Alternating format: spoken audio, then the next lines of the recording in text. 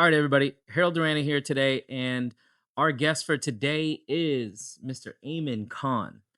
So, what I want to talk about is where did you come from? Like, what did you do prior to insurance, and what got you to insurance?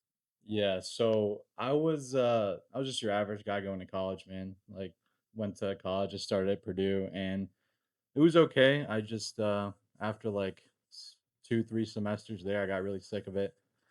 Remember walking into my chemistry final exam and couldn't answer a single question.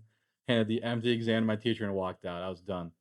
And it's not like school was hard for me. I was a academically good kid, but it just wasn't for me, I needed something stronger, something faster. Then for some reason, I went and worked at a casino. Didn't work either. It was a mess. And about 5, 6 months into working at the casino, I saw Rozzy post on Instagram, Mhm. like I made $7,000 this week, and I was like, oh my god! Like I looked at my $2,000 check, and I'm like, yeah, I need to go do what he's doing. So I called Rozzy. I was like, dude, whatever you're doing, like put me on, get me going, and got into life insurance from there at the practice company, and then after a miserable year at the practice company, found you guys on Instagram. Yeah, yeah, nice.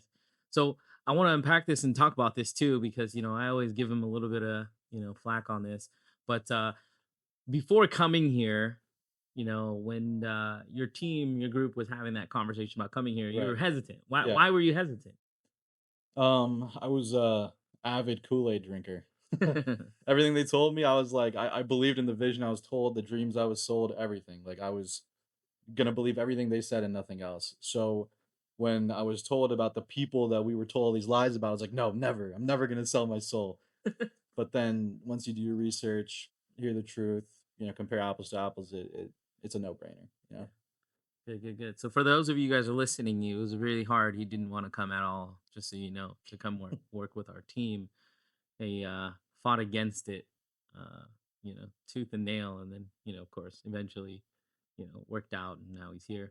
Um, let's talk about that. What's the difference? You were at a captive company, now you're here. What's the difference? I think what people fail to realize is there's a cost in everything. And a lot of people always say like, "Oh, free leads, Mhm. free this." Nothing's free in life. There's a cost, whether it's like an opportunity cost or a monetary cost. There's a cost to everything. So I was getting free leads, but I was on a 50% comp. So I was basically just splitting everything and I was on trash leads. Yeah. So when you really think about it, it's like there's a cost. You're paying in another way. So when I was like, "Oh, you could get double the comp almost. You could get all these companies, all these options. You could write people who have cancer up." Hmm. That wasn't even an option. Like if they had a blood thinner, it's like wrap it up, hang up on them. But like now it's so different. So I think it's crazy because you can just help out more people, get paid more for helping those people, and no one controls you really, you Yeah, know? yeah, absolutely. So what's cool is that you've taken a step into the advanced market space. Yeah. And I know when new people come in, people do want to go in the advanced market space.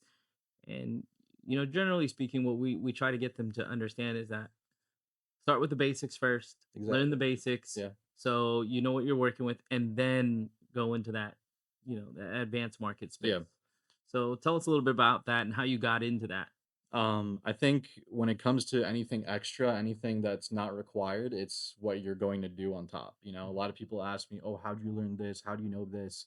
When I got into the broker side, I'm sitting there with my bowl of cereal in the morning, watching a video on IULs or a video on annuities, where I'm sitting there asking Ty Jackson questions every single day and blowing up his phone.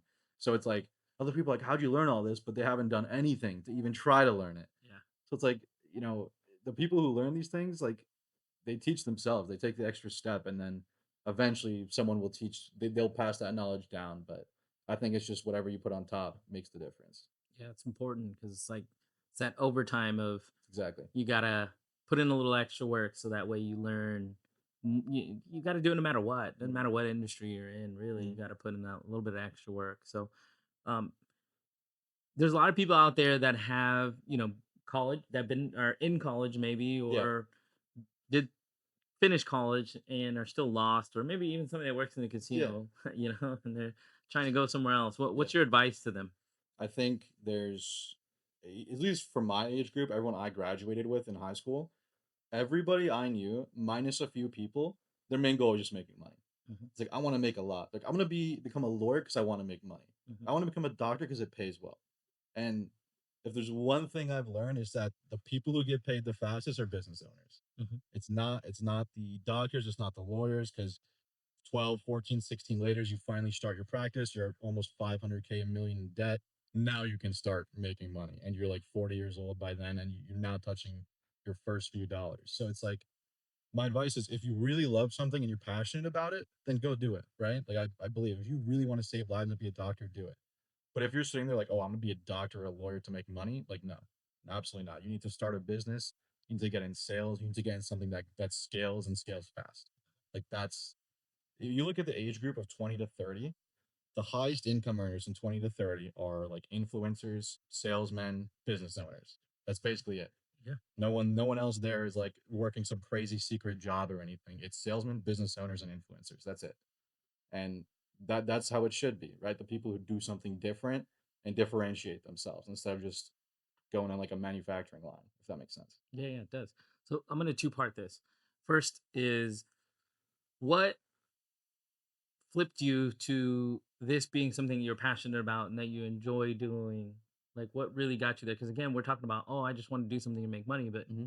you have flipped it over to something you actually enjoy doing and Right, right. you have fun doing it. Mhm. You take care of your clients properly. What flipped the switch for you I'm not gonna lie. I remember walking my first day into the office at the practice company, and I was like handed a script, and then I call all these names. I'm like, uh oh. I'm like, there? this is what I'm doing every day. I was like, oh, this is gonna suck. But after you get into it, man, you hear the stories, you see the relationships that are built. It you realize what you're doing matters. Like, Mhm. and at least in my other careers, like nothing I really did mattered. It was kind of just like show up, do your thing, get paid. Show up, do your thing, get paid. Like getting a client to file a death claim, getting clients calling you like because you impacted their life and their kids are so happy, their spouse is so happy that you did this. Like, I think the cool thing is that it matters. You get to meet amazing people, whether it's coworkers or clients, and I mean, the whole job is talking to people, and I like doing that. I have no problem with that. Even the shy people, like we have people in our agency, really quiet people, the Down Haycocks of the world, and they just go drop like 50, 60, 70K, no problem. So Yeah, it's nothing you can't do because of like a certain way you are either. yeah. So the reason I say that is because you mentioned there is like people want to work and do a job where it's just to make money. Mhm. And one of the things that I feel like when people work and they feel like they're working for nothing, that is like what leads you to be again like depressed really, Exactly. or Yeah. just you end up having resentment or hating your job and kind of creates a downward spiral. Whereas like I said, you want to do something you enjoy so that it doesn't you don't have that feeling. So that's why I mentioned that, because I hear that a lot.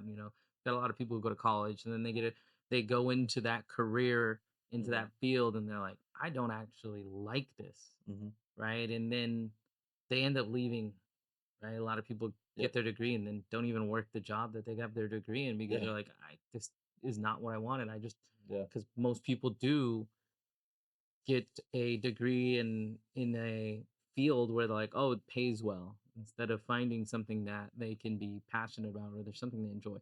And by no means is anybody going to go and say, like, hey, I want to be a broker. Like nobody ever Of says course that, not. No. right? It's something that you kind of fall into, and you end up enjoying it and liking it, Yeah.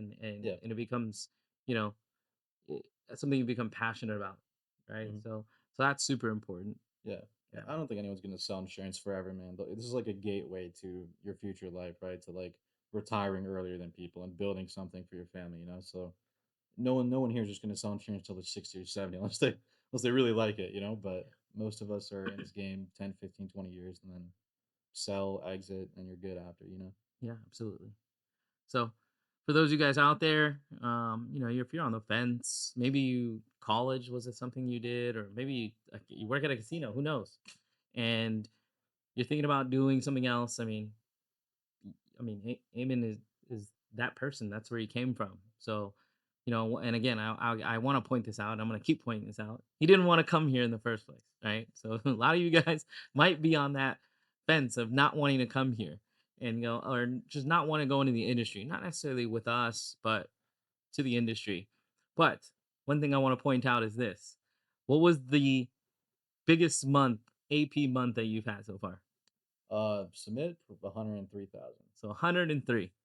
So again, from not wanting to come here to submitting $103,000 of business. So that's pretty crazy. Yeah. So if somebody, wanted to reach out to you and they wanted to ask you more questions, how can they get a hold of you? With like your IG? Yeah, IG's good. First, last name, What, Ayman Khan. okay, Ayman Khan at Instagram. Yep. All right, Yes, cool. sir. So, Ayman, appreciate you. Thank you for coming out and sitting with us today and Hell yeah. kind of giving us your story. Yes, sir. Appreciate Anytime. it.